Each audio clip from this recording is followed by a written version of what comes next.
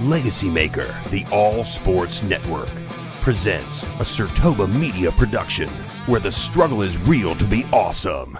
5, 4, 3, 2. The wait is over.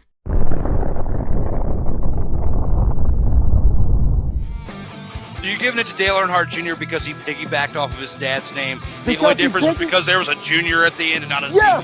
Yes, and Okay. because the fact is, Drew, point with. Oh my God! I had Miami Heat winning last night. I was upset too when they lost. That's with you because of the fact of what you. Get your popcorn ready. It's time for the In or Out sports debate with your hosts, Michael Bish of the Take One podcast. and Drew Willingham. That's right, everyone. We are live with episode 35 of the In or Out sports debate. I am your host, Drew Willingham, along with this week's special guest from the Take One podcast, and recently as well with the Four Wide podcast as well. Give it up for Mr. Michael Bish. Hey man, what's going on? I'm super excited to be here. Not going to start any controversy here. But I will say, In and Out Sports Debate might be the best show on Legacy. I might start a little something here, get something popping in the chat. But no, man, I'm super excited to be here. It's going to be a great show. Yeah, at least try to keep it as energetic as I can, and at least keep everybody coming back for more. The fun is here. That's my goal with every single episode. And with that, we do have to acknowledge what I like to call the Vault of Fame to get us started, where we have our previous participants show up. Acknowledge me.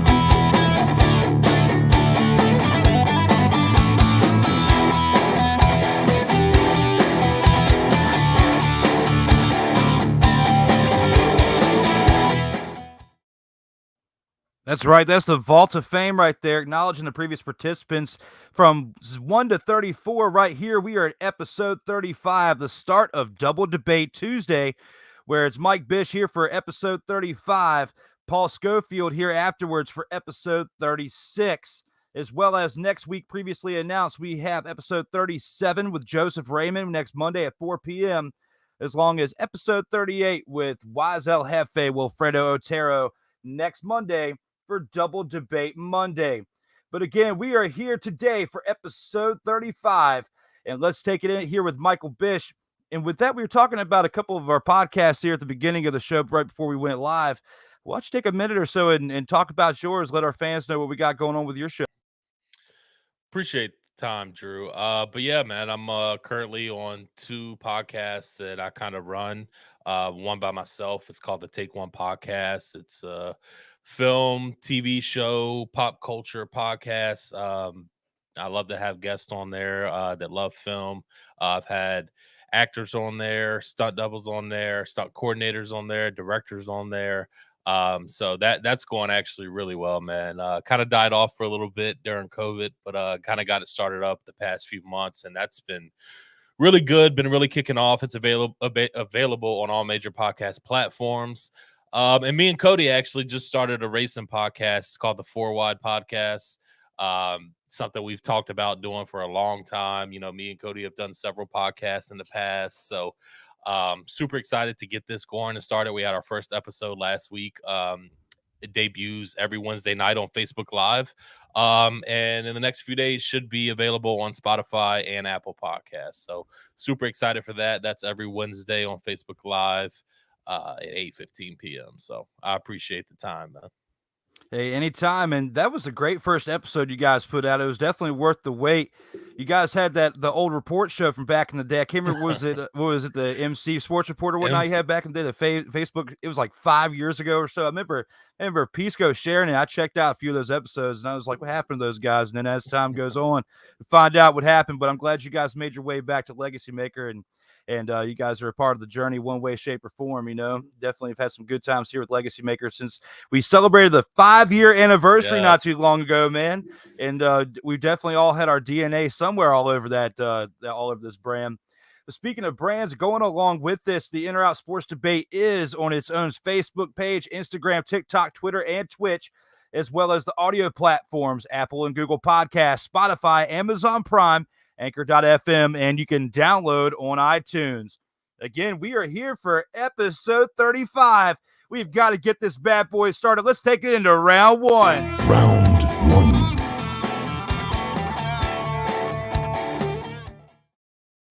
And here with round one, a former coach of Mr. Bish's team, the Philadelphia Eagles, now with the Jacksonville Jaguars. And this is what we have to say for round one. The NFL Hall of Fame game set the tone for Doug Pederson and the Jacksonville Jaguars for the 2022 season negatively.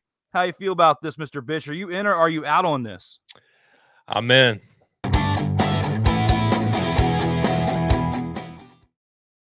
So this actually really hurts my heart to say, because I love Doug Pederson a lot, and I think that he is going to be one really, really good for Trevor Lawrence and the Jacksonville Jaguars.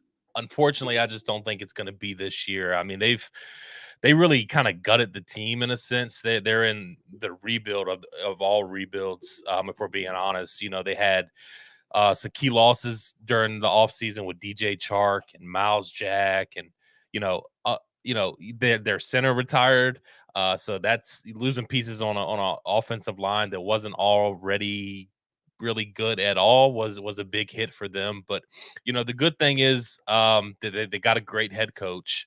They're out of the dumpster fire with Urban Meyer. They got a young, talented quarterback. He showed flashes last year, but I think if anybody can get the best out of Trevor Lawrence, it's going to be Doug Pederson. We saw what he did with Carson Wentz when he was in Philadelphia. We saw what he did with Nick Foles when Nick Foles came in and ended up helping the Eagles lead that team to a Super Bowl.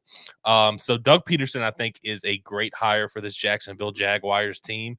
And I think that they can build on a lot of stuff going into the future. I just think going into the 2002 season is not what they're going to want to do, but it's right. It's understandable. You know what I mean? They've lost a lot of key pieces during this offseason. Trevor Lawrence, unfortunately, didn't have the best season last year. Like I said, showed flashes, and even in the preseason game, showed flashes. But they did spend in the offseason. They brought in Christian Kirk, Trayvon Walker in the draft, Brandon Sheriff to bring in that, to join that offensive line, which needs tremendous help, which showed last year. So and a free agent signing in Zay Jones that showed a little bit of flash during that preseason game as well. So I think that they're doing the right things to build as a team. They got the right quarterback. They seem like they're going to build a culture, and Doug Pederson is known for building a culture.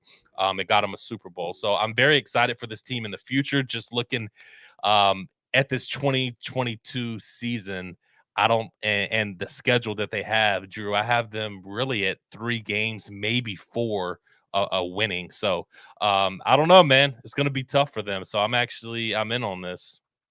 I don't have them as bad as the Detroit Lions of that one time ago, but I'm in on this as well. Guys, that game, that Hall of Fame game, was terrible between the Jags and the Raiders. It was terrible. It was like 27-11. What was the score or whatnot? I mean, we don't really get too hype over preseason games, but the way that this game just went out, it just made my soul bleed on the inside is the best way I could really describe the feeling of how I felt during this game. The test will be able to tell, week 1 when they play against the Washington Commies. And yes, I call them the Commies as a fan of the Redskins. Yes, I will say their name because as a fan of what I am, I'm still a fan of the Washington team, not of the owner. Still a fan of the team. I am loyal. I'm sticking with the Commies. However, the week 1 is going to be the test. Can Carson Wentz stand tall and get that win against the Jaguars in week 1? I think so. Carson Wentz and Doug Pederson, man. Yeah, it's gonna be that rivalry between each other now that we got to see. You know, they're not. It's not they're in the same division. They're going to see each other twice a year, but every now and then, if Wentz stays healthy and becomes the Commanders' quarterback for the next 4 to 6 years, who knows? This could be something beautiful that we see. I am in on this just because of the way this Hall of Fame game, the blueprint of what we saw. I do feel like the Doug Pederson's offense and his scheme is going to save Trevor Lawrence from disaster and keep his career active. It's not going to completely destroy his career. I do have high hopes for Trevor Lawrence, but I don't see it this year. Like you said, I agree with that. Possibly for next year, for 2023, maybe by 2024, but they've got to stand tall with Doug Pederson and realize it took him a few years to kind of get it right with the Eagles. He didn't just do it overnight. He's going to need at least 2 to 3 years with this team to get a few more pieces in the offseason and the draft and some more free agent moves. But like you said, Sheriff, that was a big loss for Washington and a big game for Jacksonville. Veteran-wise, what he can do with the leadership in your locker room, you definitely had a great pickup there with Brandon Sheriff and for your offensive line. So that's why I got to agree with him. I'm in on this, and for that, we unlocked our first segment of...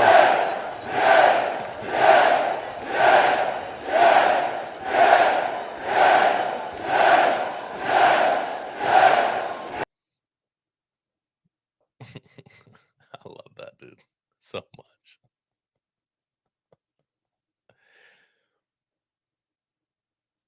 And with that being said, that was a great way to get this started with round one. Let's go ahead and take this into round two. Round 2.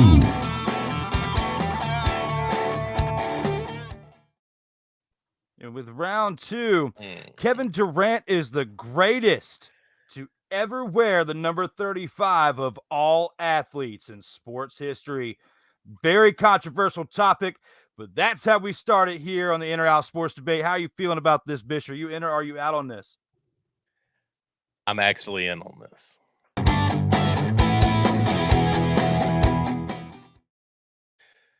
And I'll tell you what, I've come to love KD, to not like KD, to really love KD, and now he's just kind of pissing me off again. So, but you know, we're talking about, you know, athletes and what they do with their talent and what they can do and on, you know, on the court or in the field, on wherever we talk about amongst all of sports and to wear the 35. But you know, to me, the you know, not to be disrespectful, but the only really 35 that kind of sticks out to me is Ricky Henderson, you know, Mr. Base Steeler himself. So you can make an argument for that, but for me, Drew, I'm going with Kevin Durant to wear the best athlete to ever wear number 35.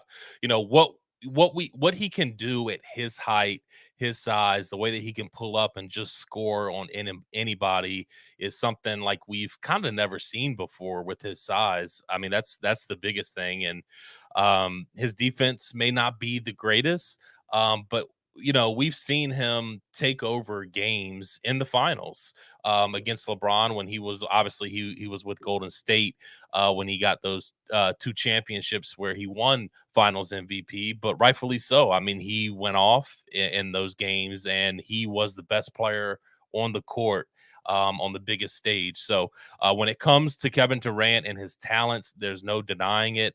I think that he is the best athlete to ever wear number 35. Oh, Bish, I'm out.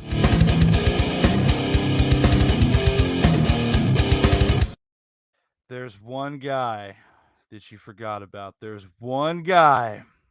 He's one of the best baseball athletes of those generations, those decades that he played. He's a baseball Hall of Famer, a 10-time All-Star, a 2-time World Series champion in 1989 with the Oakland Athletics and in 1993 with the Toronto Blue Jays. He's an AL MVP in 1990, an ALCS MVP with said Athletics in 1989, a 1981 Gold Glove Award winner, and a 3-time Silver Slug Award winner in 1981, 1985, and in 1990. Give it up for Ricky Henderson. You got to give it up for Ricky Henderson. You have to at number 35. The longevity of his career, played for like almost 30 years. It felt like he played as long as baseball had it been existed. You got to give it to Ricky Henderson. That's how I feel. I could be wrong, and I did make a 5-minute highlight clip for Kevin Durant of what we're about to see that'll make you out there, the viewer, think, was it Ricky Henderson or was it Kevin Durant? These highlights are primarily of him wearing the number 7 since he left the Golden State Warriors. But what do you think? With Kevin Durant, how he plays, is he the best one to ever wear 35? Are y'all related? He has embraced this city, and they have embraced him. Harris, and a block from Durant. 7 seconds. Durant looks at the clock. Caldwell Pope digs in. Durant. A major splash! Didn't see the open man, Bruce Brown, on the baseline. Instead, it's Durant with the shot clock winding down. Durant lines it up. Durant! Splash! Top 5 among centers. Durant. Wow. Kevin Durant. Thunder offense off to a good start here in the third quarter. 10 points, a couple of threes, but the Nets go right back to it, and Baisley's going to get called for the bump and a foul and the fadeaway of Durant. Stuffing every day of the year. Right. Smart turns it over. Thomas to Durant. Durant goes inside on the flush. And the lead is 16. Just not falling for Tatum. 1 for 9 for 3. Durant down the other end. Layup is good, and the foul. Kevin Durant, chance for a three-point play. Kevin Durant puts the Nets in front by 5. They double Durant. Mills back to Durant. Fadeaway. Got it! Got it! What a big-time hit! Shots, and of course, always use that physicality and body. Durant. Downtown hit for Kevin Durant. And the foul.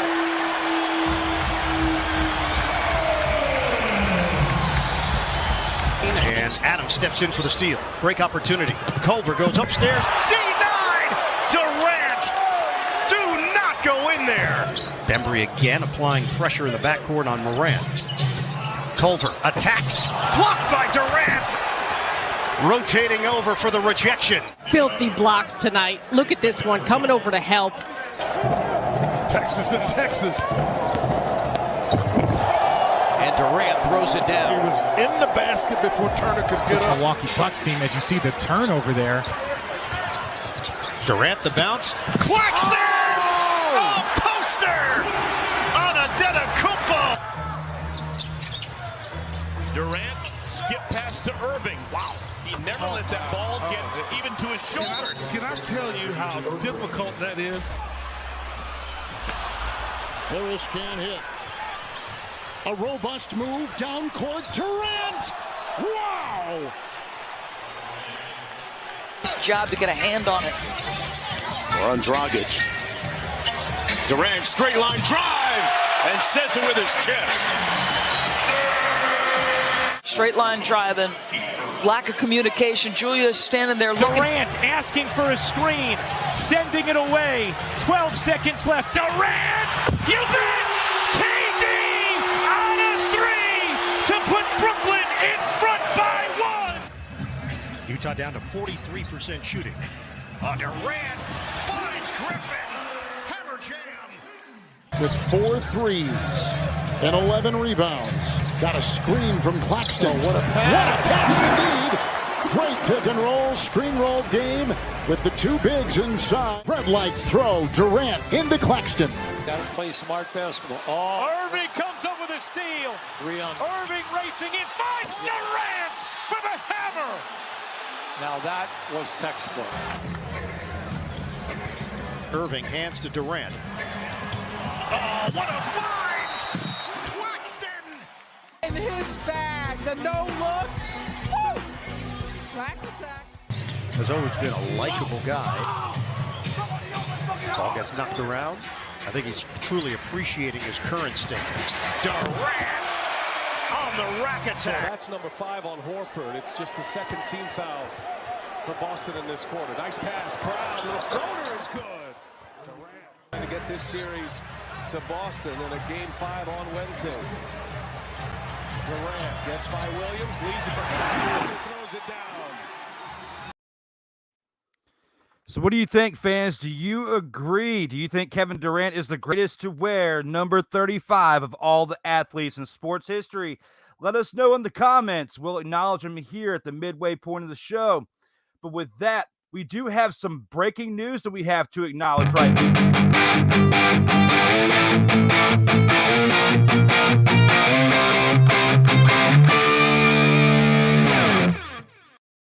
And that breaking news is this. Following the double debate Monday next week, we have a double debate Tuesday next week as well. Episode 39, Hugh Scott of the Wrestling Realm will be here at 5:30 p.m. on that Tuesday. Following that, Dwayne Allen of the Wrestling Realm will be following that up with episode 40 at 8 o'clock p.m. here on the In or Out Sports Debate. That is 4 episodes next week that we have. But so far, we've gotten through 2 rounds on this one. We do have to get to round 3. Round 3.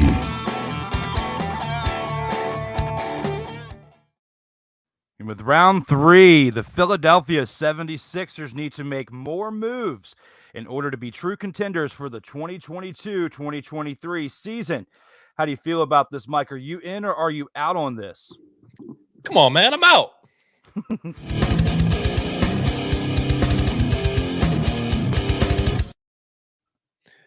Listen, man, I've been critical I was critical last season for what the Sixers did or didn't do, I should say. Obviously, making the trade for James Harden was big, but I think it kind of hurt them in a sense as far as their depth on the bench. So I like the starters as they are. But what I didn't like last year is, when they get tired, who are you bringing in? You know what I mean? You got rid of Seth Curry. This year you got rid of Danny Green, which I'm totally fine with coming off of an injury. I understand that. But I think the Sixers can really be contenders right now. Obviously, there are several teams that I do put ahead of them. But I do think that they are a top 3 team in the East. Now I know for me it'll be Milwaukee. It'll be Milwaukee. I'm trying to think of who I would throw in there. So definitely Milwaukee would probably be my number 1 right now in the East, and the Sixers probably the 3rd or the 4th seed in the East. But I do think as long as you're in those top 3 seeds in each, whether it's the Western Conference or the Eastern Conference, that you can be a true contender in the NBA. I still think that number 1 team to go through in the entire NBA is going to be the Golden State Warriors. But if Joel Embiid can stay healthy, which he did for pretty much all year last year until he got to the playoffs, obviously had the broken orbital, still played.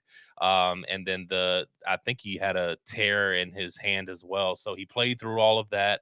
You could tell it did, especially the hand was hurting him, and you could tell in the playoffs that it definitely was affecting him. So I think if he can stay healthy, which I know is a big if you look throughout his career. And listen, the big thing for me with James Harden, I know a lot of people trash James Harden because they say that he's not the James Harden of old. He doesn't have to be the James Harden of old, in my opinion. If you can get a James Harden that can score 21 points with 13 assists, which he's very well capable of giving you 13 assists, you can win a championship with him, Joel Embiid. And you want to talk about another guy in Tyrese Maxey? I mean, to me, you're set. The X factor for me for this Philadelphia 76ers team is going to be, I feel like almost every year is Tobias Harris. I know what I'm going to get out of the other 3.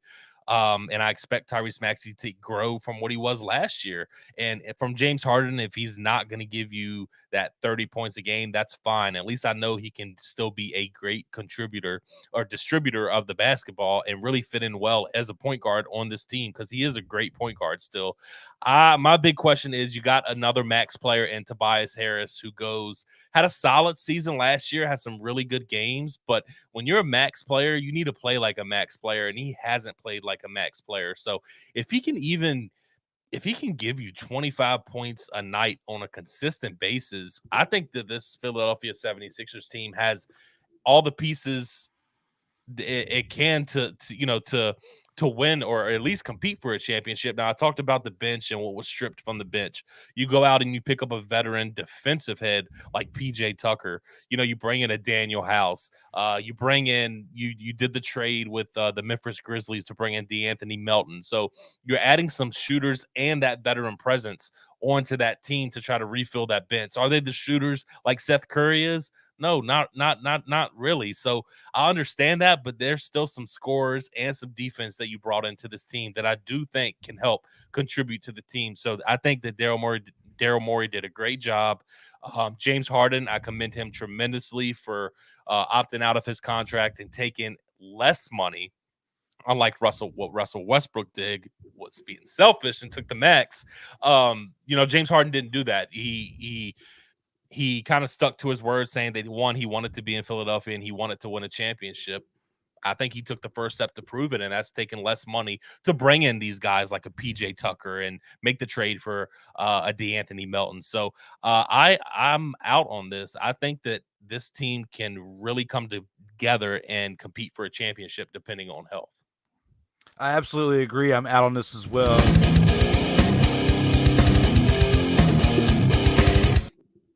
And with that, we unlocked our first rendition of this. Damn!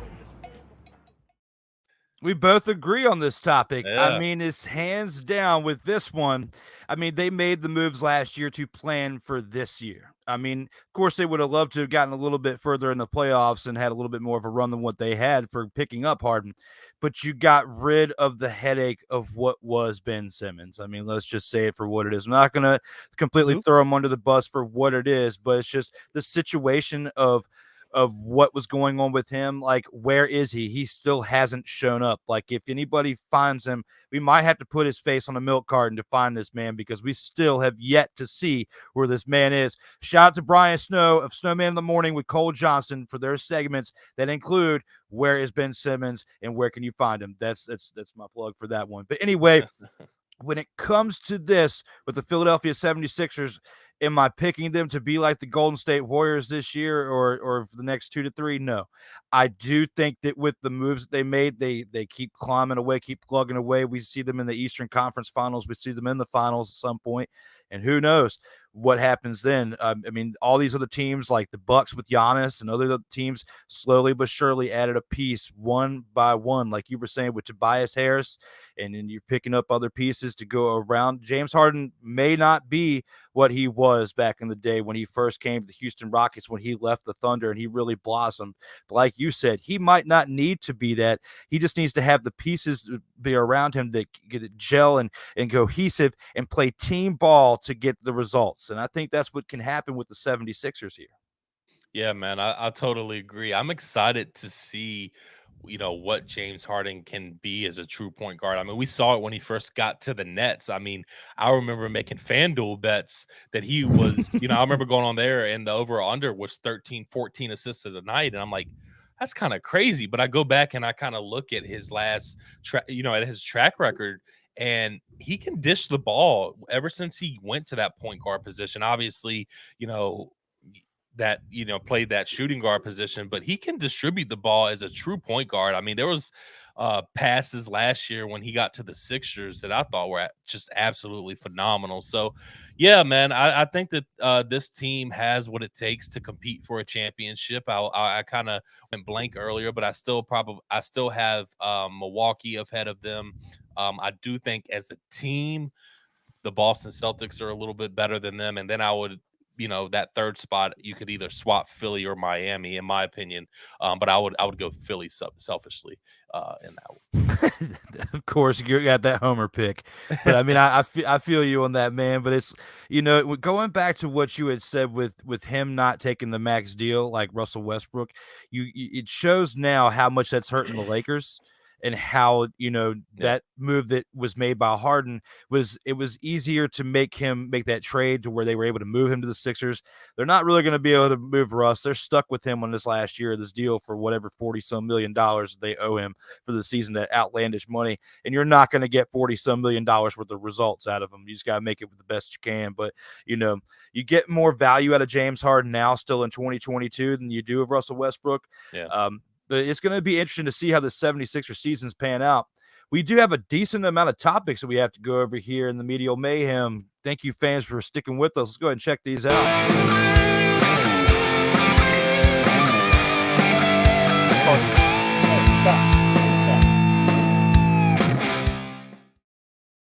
And here in the Medial Mayhem, the midway point, we have some comments from the fans we have to go through. And that is our guy, the Chosen One, shows up, says, let's go. He's hype about this episode, ready for episode 35. He was here at the beginning. I guess he was talking about your podcast. He was asking if you have horror movie coverage. Yeah, man, big horror fan. I'm actually we're in a countdown to, it's called Road to Halloween Ends. So every week we're starting with that movie right there. We started last week, the original John Carpenter's Halloween, and we're covering every Halloween movie leading up to Halloween Ends on October 14th. So big horror channel as well. I would say that's probably the number one topic that we talk about over there, man. So definitely, if you're free, man, take a chance and come listen, and might have you on sometime.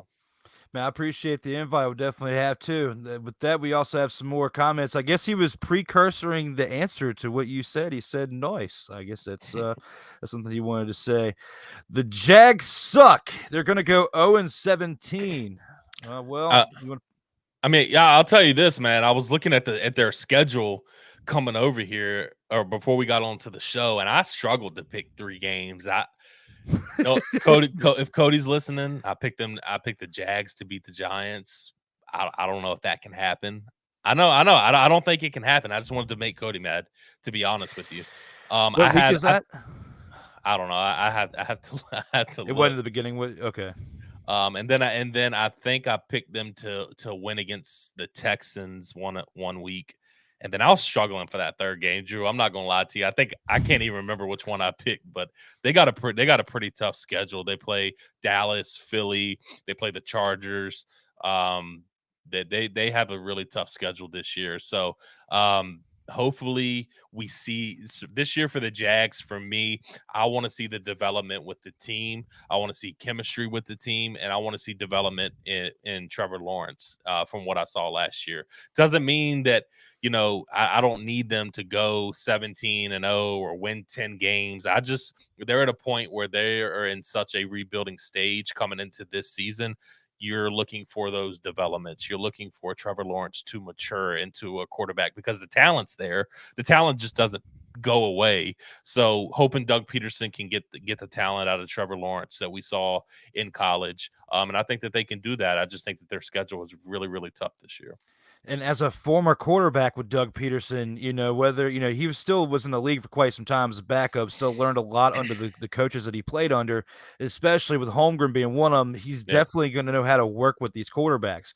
Definitely an offensive-minded guy. So if you give him time, like we were talking about earlier, 2 to 3 years, I don't think he's going to go 0-17, Chosen One. That's pretty far-fetched. But I would say that they're probably going to have more losses than wins this year. I'm definitely going to be the under on that, But as far as this, when it comes to 0-17, no, they're not that bad. Hey, I'm just glad you didn't say that they were going to beat the Commanders in week 1. That made me feel good, going to that week 1 with Carson Wentz. Hopefully he hangs in there with that. But we have Ricky Henderson he's talking about. He agreed with me for that one. Pisco says, knock it out the park, fellas. Definitely hype about this episode. KD is a crybaby, says the Chosen One. I'm going to touch on that at the end of the show. Okay. With this, he says Ben Simmons needs to come back, and then they win. No, go ahead. I'll let you go.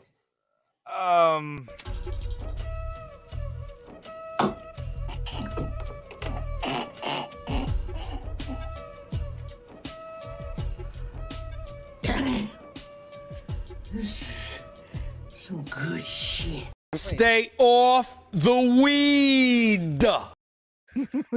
That's what I think about this comment. And again, stay off the weed. Just need to tell you that, Chosen One, because Ben Simmons, that whole debacle, you want to go through that again? What is wrong with you? I don't even know where to go with that one. Let's go ahead and kick it to the next comment. Corey, man, Tobias is definitely the X factor. Bish is spot on with the max player analysis. Thank you, man. I appreciate that. Yeah, I think, man, it's frustrating as a Sixers fan because there are some games where he's spot on, but honestly, most of the time he's just very inconsistent and very off a lot of games. It's just, man, if he can just come into his own and be more consistent, he is that X factor and he can make such a big difference. I don't need him to drop 30, 35 points a game. That's what we have Embiid for. We have an upcoming Tyrese Maxey for. I know Tyrese is young, but we've seen splashes. I mean, he dropped 30-some points in several playoff games last year. So we don't need Tobias to do that. But, as a max player, as a contract, having that max contract, you expect these players to live up to that. And Tobias has just been very inconsistent in that nature. But he has the ability, just has to be more consistent with it. Absolutely. I definitely agree on that as well. And Corey has another comment to follow up.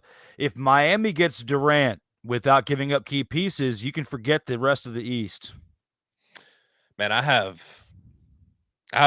feelings about Kevin Durant and like I've just grown so frustrated with him. Man, I'm gonna save it for the end, but I will say, word, yeah, I'll save it. Right now, I'll just say that Kevin Durant's talent is undeniable, and that's why I defended him when it came to wearing the number 35. I'm not going to be biased or anything like that. I'm not going to hold that against him because I do think he is the best athlete to ever wear number 35. But his antics are just a little too much, and I'll touch on that. With the stats that I give with Ricky Henderson, because he played for 24 seasons, and yeah, I made Crazy. I made a 5.5 minute video for Kevin Durant because he is, if this would have been for all of NBA history, I would be 100% in and agreeing with you. But this is the cliffhanger with it being in all of sports history. When I compare the two, KD had to join up on a super team with Steph Curry and with Klay Thompson and with the rest of those pieces to get those two championships. And I can't. Ricky Henderson did it with two different teams, and he did it with two great teams. And you're right, and wasn't expecting to do it either. He just did it. You're right, and it's hard to deny that. And what I say about KD later is probably gonna put my own argument to shame. I'm sorry, I don't know. No, you're good. Okay. No, you're good. To shame on here. So I might hurt my own self with this. But no, Ricky Henderson is absolutely great, man. I'm not gonna sit here and go back, even though it is a sports debate show. I'm not going to go too back and forth with you because that's one that it's tough. Ricky Henderson was a beast. He definitely was. If KD gets to 20 years like Kobe, then maybe I'll open it up a little bit. If he gets another one or two earned actual NBA championships, do something like, say you're going to go to a team, start an actual team in a franchise and stick it out. But we'll get to that at the end because I have a feeling I'm going to be replying to what you're saying or whatnot. I just got a feeling I know what you're saying. We got one more comment before we go to round 4. Simmons, MVP in 3 years. Bitch, are you for real? For real. Are you for real, dude? You might even need this. English, motherfucker, do you speak it? I don't even know if this is English, dude. The Rock might even need to be joining in on this one. Jabroni. And The Rock says this, Big Show. Did The Rock call you a jabroni? You're damn right he did. He called 20 others a jabroni as well. Shut your mouth and look at The Rock. Read The Rock's lips. Jabroni. Jabroni. Oh, it doesn't matter how you spell jabroni. And just because he might have to stick it sideways. You see, The Rock is going to take his boot. Oh, no. Not the boot. And then The Rock is going to turn it horizontal or sideways, just the way you like it, or so The Rock has heard. Wait a minute.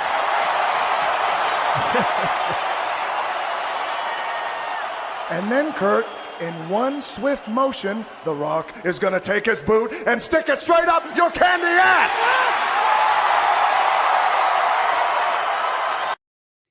Chosen one and one last Stay time. off the weed.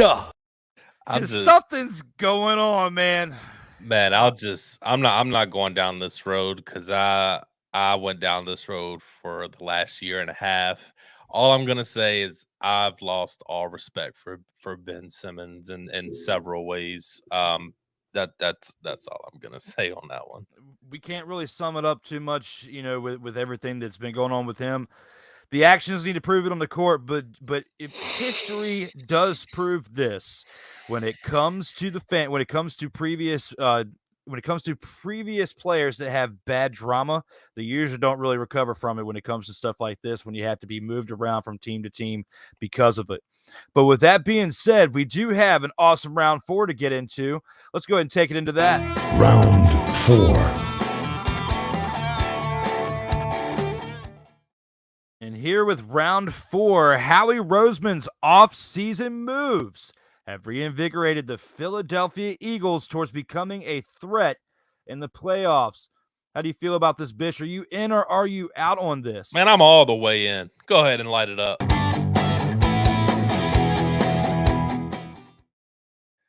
Listen, man, I will say I'm definitely one of those people who I try my hardest not to be biased when it comes to the Eagles. They are definitely my number one team, my number one love, have been for years and years. But I've always been.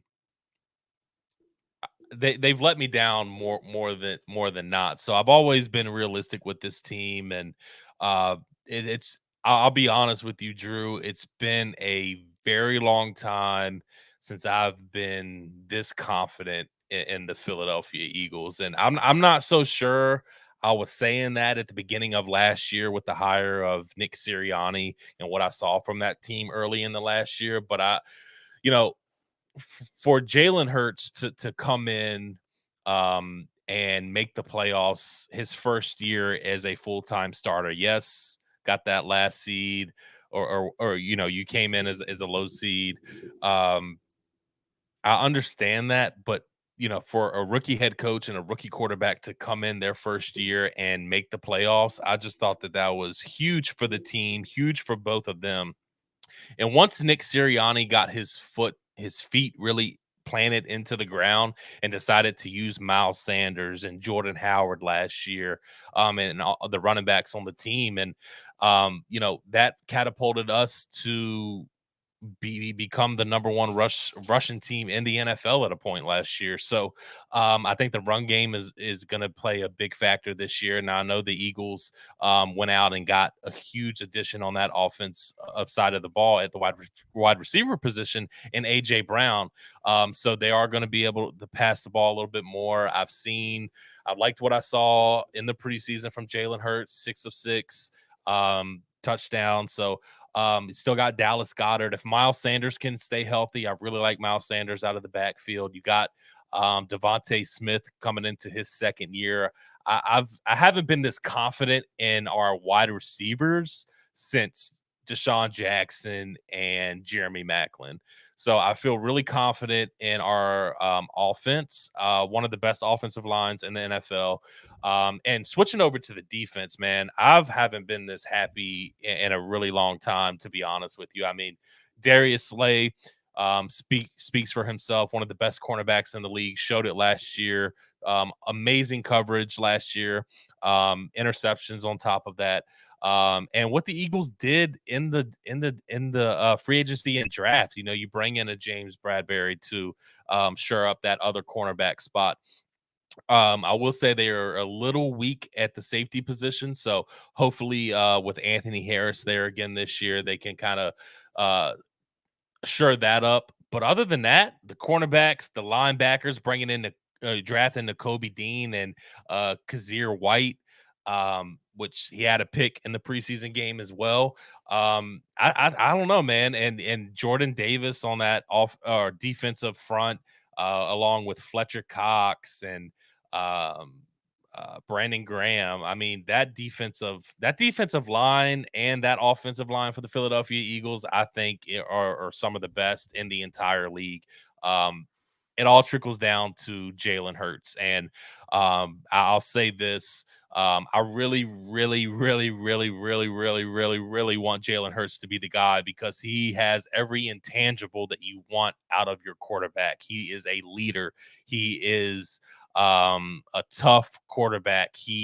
One of the things that I like is he's progressed in his 2 years so far, or year and a half so far. So I like what I've seen out of Jalen Hurts as well. It's just all on him. And I think that Howie Roseman and that whole front office team has done a great job surrounding Jalen Hurts with the weapons that he needs, the protection that he needs, and the weapons on the defensive side of the ball to help keep the opposing offense off the field and give your quarterback like Jalen Hurts and the wide receiver A.J. Brown, Devontae Smith, Miles Sanders more opportunities on the offensive side of the ball to score touchdowns and rack up those points. So I think that Howie Roseman has done everything possible. So that's why I'm in on this.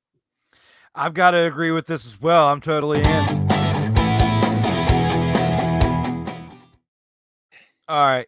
There's not many people who are actual Commanders fans, as we can say, that it can give you the scoop straight up for any other team in the NFC East, but I'm about to do it. And when it comes to the Eagles, they definitely made a lot of great moves, and I actually made some notes that I have on the side over here. When it comes to Howie Roseman's moves, number one, I got to go with picking up A.J. Brown. That was definitely number one for your wide receiving core. The signing of Hassan Reddick in March was definitely huge for this team. Drafting the Kobe team, the fact that he fell into this draft out of the first round is a slap in the face to this kid. He's not going to be quite like what Tom Brady's fuel for his fire was for all those years, but it's going to fuel him to where he's going to be a beast for this defense, what is what I'm thinking when it comes to the Eagles. The signing of Kazir White will definitely be another good long-term deal to definitely help out this team. A Pro Bowler. It's only a one-year deal, actually, but coming from the Chargers for those 4 seasons, he's definitely got some leadership that he can bring to this team to help them out as well. When it comes to drafting, Jordan Davis was definitely another big move for the Eagles as well. Another move that's a sleeper. Besides signing Boston Scott, the other big move that I would have to say that helps out this receiving core would be the signing of Zach Pascal coming from the Colts. He had like 500, about 600 maybe yards last season. I know he had about 4 or 5 touchdowns or whatnot receiving, so that's definitely going to be another addition that's going to help this Eagles team out. They're going to make the playoffs. It's just going to be a matter of will it be as the division champs or will it be as the wild card for the NFC? Usually teams aren't repeating, yearly. So it could be the Commanders for all we know. Hell, it could be the Giants this year, but even though that would be some far-fetched talk right there. But the way this division goes over the past couple decades since the new millennium, it's a toss-up for every other year, at least every 2 to 3 years. You don't know. It's just a shake-up every few years with the way that this division pans out. So it could be completely different than what we're used to. And playing the same team twice over and over again, for 6 total games in division has a lot to do with how your overall record to not only getting into the playoffs, but where you seed as well. So when it comes to the Eagles, I'm in with these Howie Roseman moves. It was definitely good to see that he actually stepped up, and it wasn't how it'd been over the past few seasons, because had he not made the moves that he made this offseason, he probably wouldn't have a job either during the season or by the end of the year, because ever since you guys went to the Super Bowl and won, you haven't really had much to really speak for. And that's, as a Commanders fan, this is reporting. This is not as a fan. But when it comes to as a fan, the fan doesn't have much to say when it comes to that. It's been a couple of decades or whatnot since they've even not only sniffed the playoffs, but advanced past first round. You guys, definitely the fact that you've won a Super Bowl in the past 5 years is huge, and huge for the NFC East in general. But since that time, getting rid of Carson Wentz, Foles is gone. You have a different quarterback now. It hasn't panned out. This is make or break season with these key additions that you guys made, not just for Howie Roseman. If it goes good, then it's good for Howie. But if it goes completely south and completely sour, they're going to be calling for Howie's head. Yeah, I agree with that. But man, I agree that Howie is probably this is a big year for him. He obviously made the moves. We talked about that. But I think the guy on the hot seat is going to be Jalen Hurts. I mean, because you look at all the talent that Howie Roseman brought in. He did his job. So I want Jalen Hurts to be the quarterback so bad, because I think that he is the type of leader and quarterback that every team needs, that all the players follow in the locker room. So I want him to be the quarterback. I want him to be the guy for the long haul. And, I've always liked Jalen Hurts over Tua, even back in college. I have the Facebook receipts to prove it. It's just something about Jalen Hurts that I've always really adored. And I was a big Carson Wentz fan. And when the Eagles drafted Jalen Hurts, I liked him a lot. And I was like, well, damn. I mean, this puts me in a pickle. Obviously, Carson Wentz, recently helped us win a Super Bowl, obviously got hurt. But if it wasn't for him leading us to a 12-win record or 13-win record, whatever one of those two it was, I can't remember, before he got hurt, we wouldn't have been in the position where we were in to get that #1 seed. So really excited for this team this year, man. I try not to get my hopes up, but I haven't really been this excited in a while. I picked the Dallas Cowboys to win the NFC East last year. I just thought that they were the better team. But I do think the Eagles are the better team this year, as Dallas didn't improve really much at all. In my opinion, they got a little worse. They've lost key additions as well. I'm very excited about our wide receivers. I haven't been this confident in our wide receivers and our linebackers.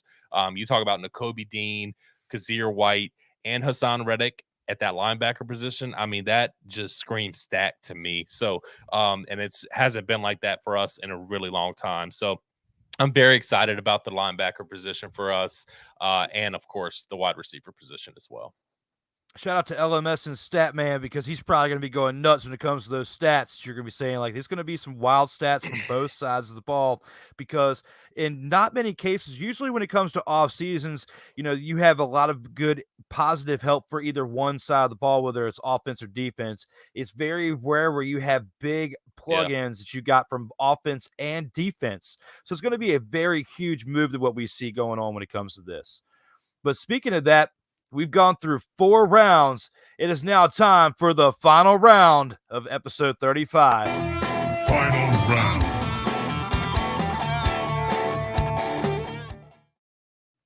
And with this episode's final round, the Juan Soto trade was a better deal overall for the Washington Nationals. How do you feel about this, Bish? Are you in or are you out on this? I'm actually out.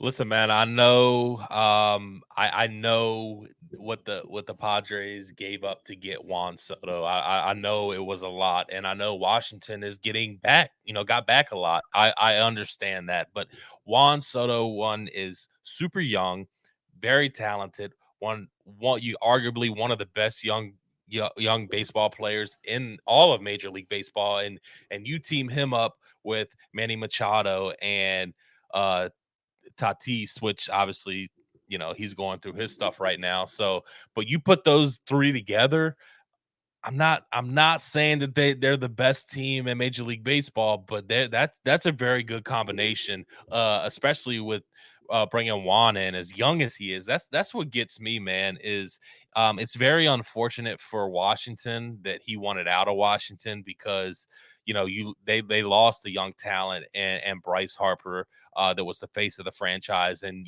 obviously you have Juan Soto, who is very talented, amazing at what he does, and you're like, wow, he can be the face of our franchise now moving forward, and he wants out. So it's kind of disappointing.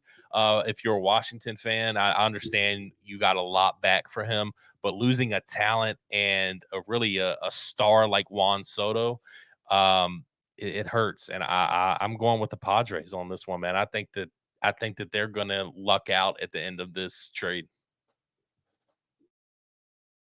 So I actually disagree with this. You say you're out. I say I'm in. Even though Juan Soto finally did this 6 days, I mean, the fact that the Nationals walked away with the top 5 prospects in this trade, it's the more I think about it, I just feel like I'm in. It's hard to say what a prospect's going to do. And I was talking about this a few episodes ago. It's why I felt a little differently at one point. But the more I think about this, what the Padres are doing right now with the whole steroid deal with Fernando Tatis, testing positive, ringworm cream. Come on, dude. You were trying to heal faster to get back to that team because they are already playing well without you. They picked up Juan Soto. They're going for a ship, and you were trying to make it back in time to get there for the playoffs, is what you were trying to do with rehab. And you just screwed this team over. The Nationals look even better now after all that's being said. So what will the prospects do? We're going to have to see within the next 2 to 3 years to see how far they make it and keep tabs with these names to be in comparison to what Juan Soto is doing within that time frame. Will they be as successful as Juan Soto in the next 2 to 3 years? No. However, with their youth, will they be able to help carry this Washington Nationals into another decade of dominance, possibly? Who knows? We'll see in time. That's why I got to think about this. This is why I got to go in. Juan Soto is going to do some great things, I think, within the next few years and sign a long contract in San Diego. But you got to put pieces around him to be able to get, it takes more than one player. And your main star player who was just on the cover of MLB The Show 2 seasons ago, and Fernando Tatis, or hell, last year, is already out for PED use. There's a meme going out of that cover of MLB The Show with a syringe on it.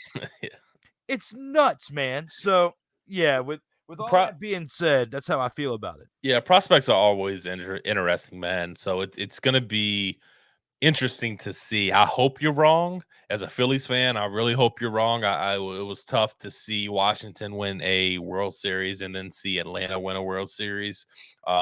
The Phillies are finally playing really well right now, but it hasn't been a good past few years for us. So I don't want the Nationals to do good, but we'll see how the prospects come along, man. There are really good prospects in here. It's just hard to judge, and I understand where it could go either way here.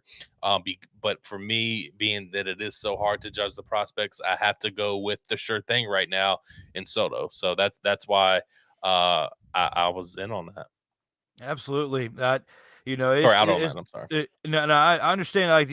It's definitely a good, compelling argument with that. I can see it going either way, but I think to really give a good definition to what both of our arguments are, we're going to need a few years to see it. We're not going to see all those answers here this season. The Padres definitely aren't winning now with the whole Tatis deal. We can go back and forth on a different topic on another day on our thoughts with that as the season goes on. It's only August now, but that's a major blow to that team with Tatis. Big deal for the Padres to get Juan Soto. Big deal for the Nationals on both sides for the trade for right now on paper. But let's see in the next 2 to 3 years if all those pieces stay healthy or whatnot. But with that being said, we've covered through 5 great topics on the episode 35 of the In or Out Sports Debate. Let's go ahead and see what the fans have to say right here at the end was for some mayhem culmination.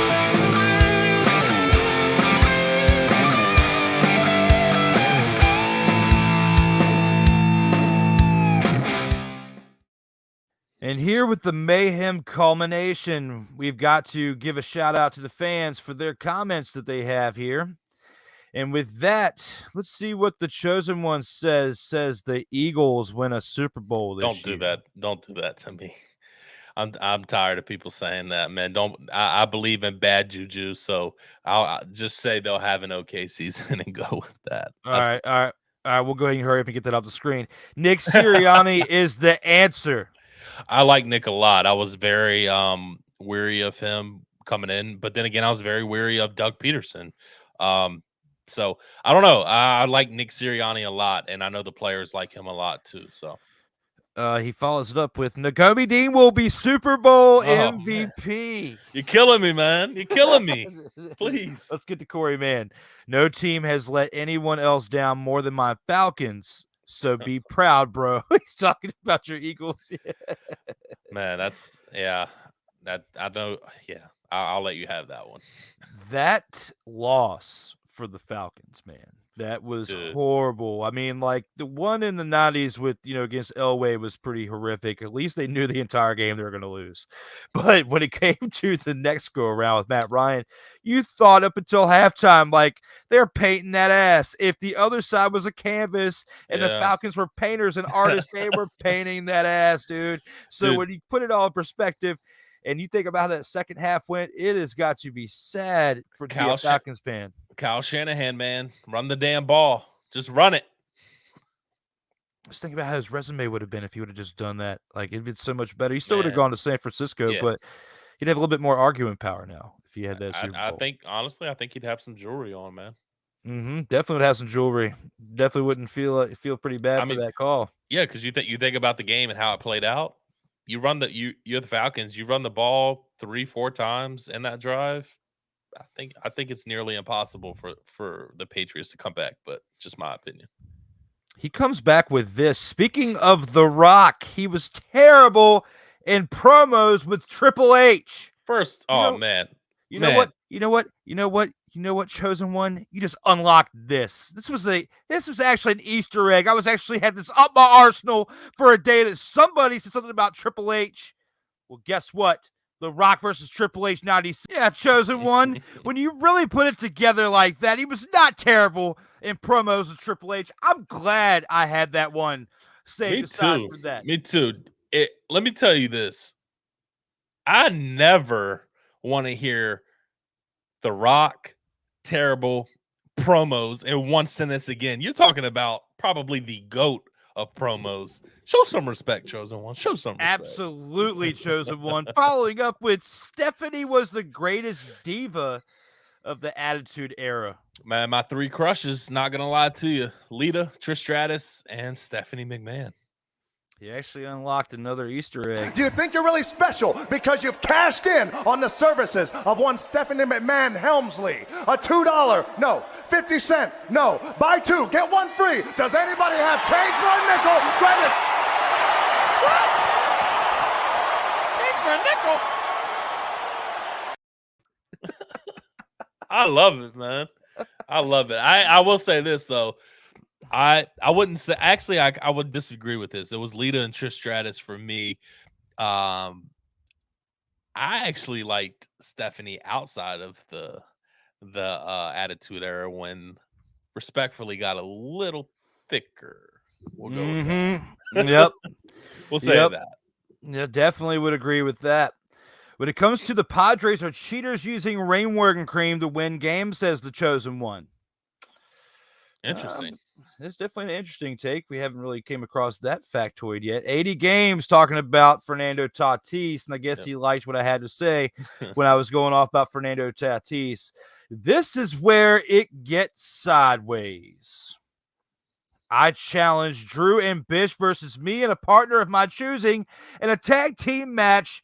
No holds barred. That's no competition, to be quite honest with you. It's definitely not.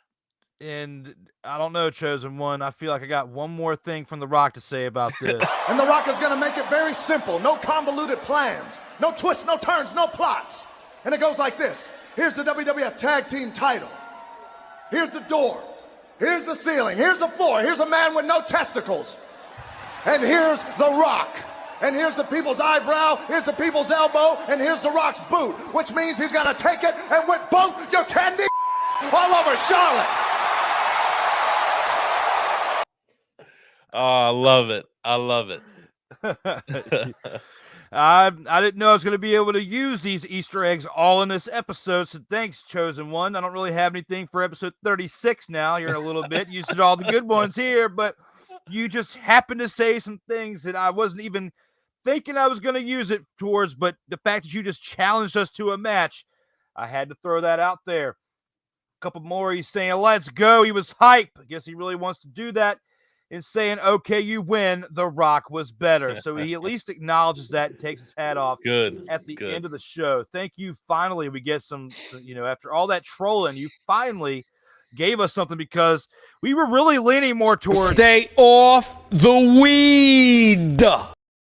Because, bro, we were really worried about you. It was really wild during that mayhem. But, with all that being said, We do have something before we get into the Vault of Fame at the end to acknowledge you, but let's go ahead and take it to the final word first.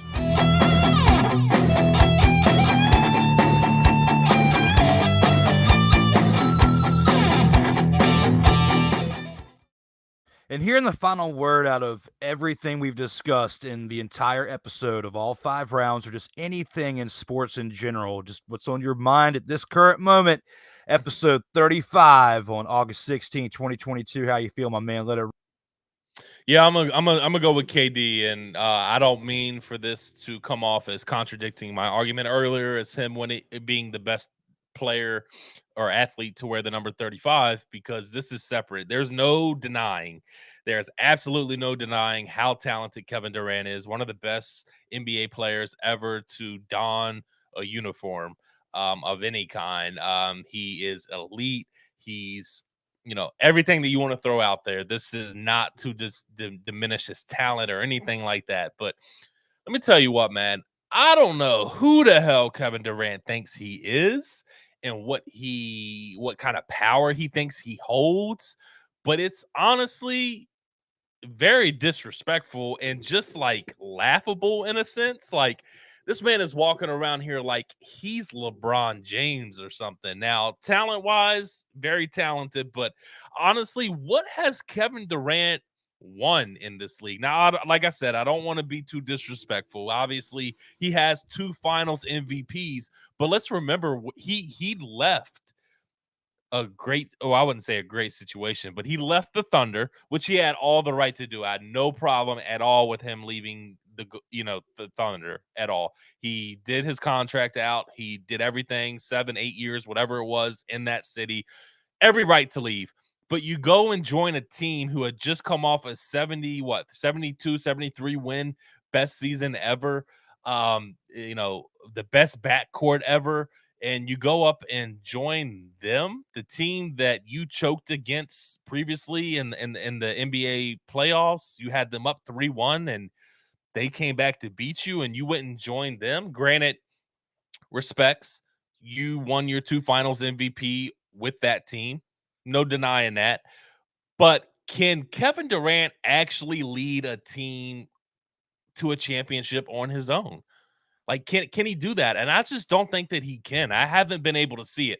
I lost a lot of respect for Kevin Durant when he went to Golden State, but when he decided to go to New York and join the Brooklyn Nets, I was like, I love this, because this is a chance for Kevin Durant to go to his own team, to help this team, to lead this team himself to an NBA championship. I was okay with Kyrie Irving coming over.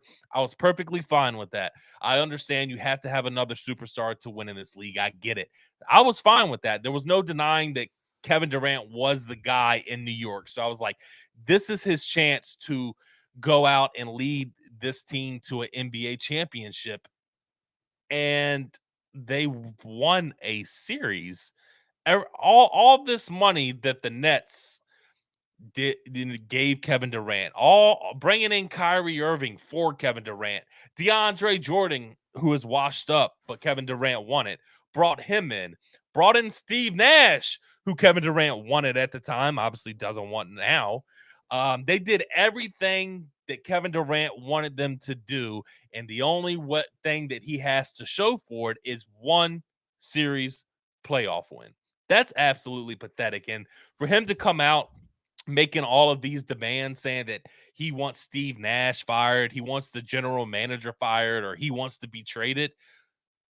Hell no. Like, what have you done for me? If you would have brought me a championship, if you would have won me an Eastern Conference Finals, yeah, we can talk, but you've won me 1 playoff series. I paid you all this money. I did all of these things for you that you wanted to do, and now you're trying to handicap me in a situation. That's not going to happen. I'll play hardball with you. So I've grown very frustrated with Kevin Durant, because he is such a talented player, one of the best ever to play, and it's just frustrating as a basketball fan, somebody who loves the game, to see Kevin Durant act like this. Man, I was just so excited for him to go to New York, and that has just turned into nothing but absolute pure hell.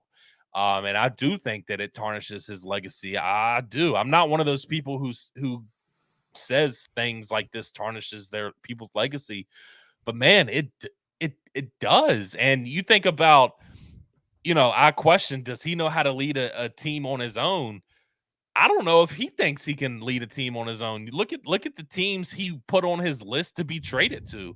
Teams who are already winners, teams who have already gone deep into the playoffs. Like, don't just, I'm not trying to compare them, but Kevin Durant is walking around acting like he's LeBron James.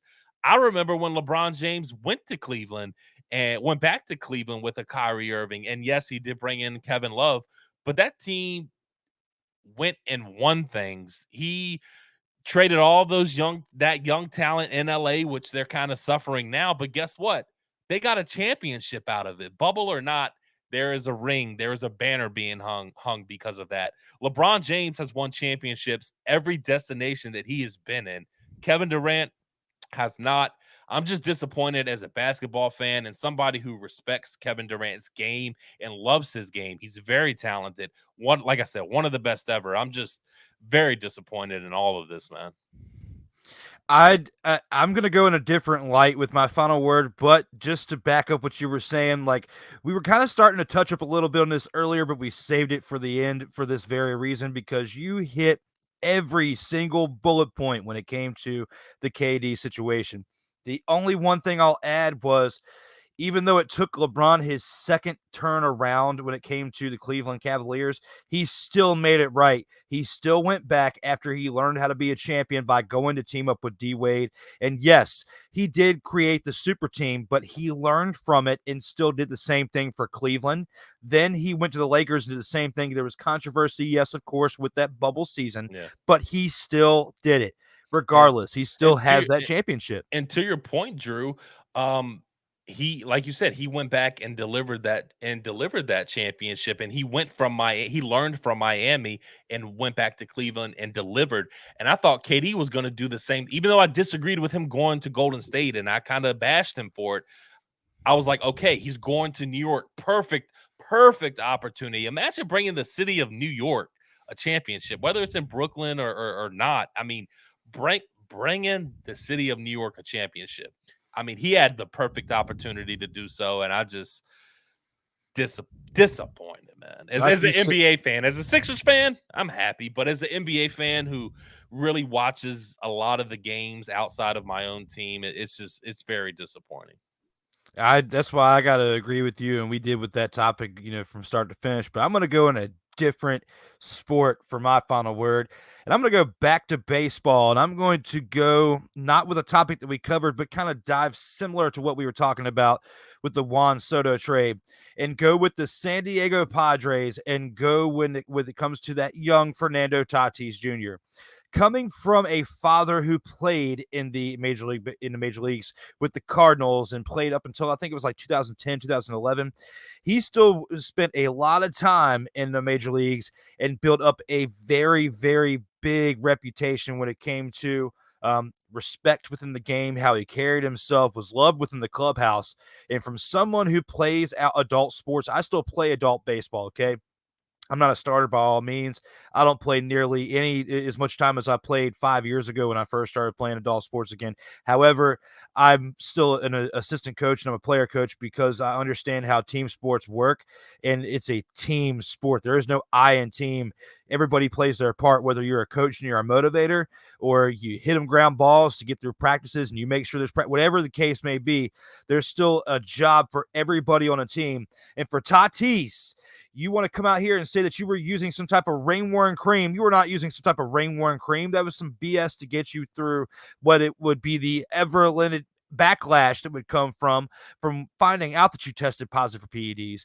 You were injured, coming back from an injury. You found out about what was going on with the trade with Soto. They moved a lot of pieces to get Soto. There was a lot of pressure for you to get back, whether it was pressure from above in the organization or from somewhere, somehow this kid was pressured into taking it, because he has a father, like I said, and that's why I brought that point up. He's got a father who spent all that time in major leagues, probably pressed upon him There's a lot more coverage media-wise. You can't get away with what you got away with back in the 90s and before that because of the internet and how the growth of technology is. So you need to behave. And the fact that this has happened is huge. Somebody within this organization, in my mind, twisted this kid into doing this. And that's why I feel the way that I do about it. And, going back to playing team sports, I did this without juicing.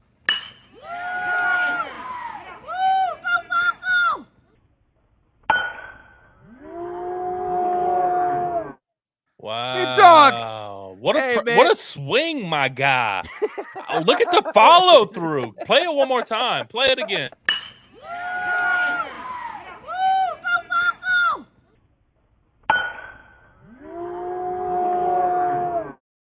Wow. Perfect motion, my guy. That was awesome. Perfect motion.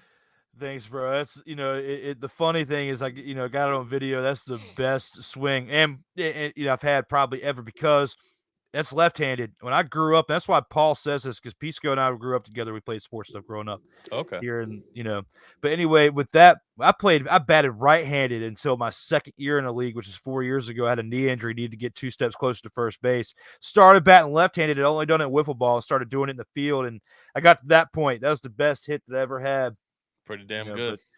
Thanks, my man. But with all that said, that's why I understand how team sports works. You understand just from growing up and the stuff that we've had within the media realm over the years. Okay, so we get it from that aspect too, but it helps to also be an athlete of some sort, whether no matter what point in your life, no matter what level it is, you need to understand how it works in the locker room, on the field, in the media and all aspects of it to really get a huge understanding of how this works. And Tatis doing what he did was a major blow to this team. They invested a lot in Juan Soto. And if they don't win the World Series this year, it's going to be the woulda, coulda, shoulda because of Tatis. 100% agree, man. It's very disappointing. Again, as a baseball fan, this is another disappointing topic, right off the KD topic. Because, you throw Tatis in there, you have that big 3 and you have a real shot at least competing for a World Series. So it's very disappointing. There's no denying Tatis's skill. So yeah, man, it's disappointing, and I could not agree with you more. Well, now that we've gotten to the final word, there's only one thing left to acknowledge, and that is the fact that Mr. Bish has made it into the Vault of Fame. Acknowledge me.